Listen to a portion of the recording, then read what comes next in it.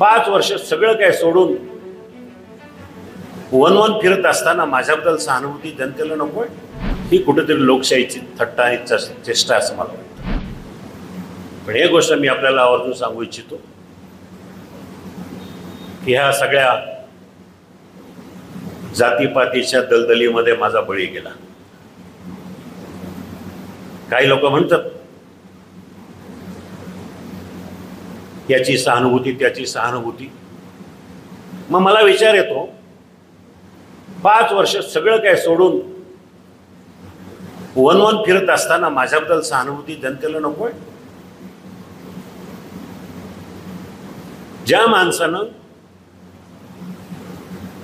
5 वर्षात कुठल्याही गावामध्ये कसलंही काम न करता कुणालाही न भेटता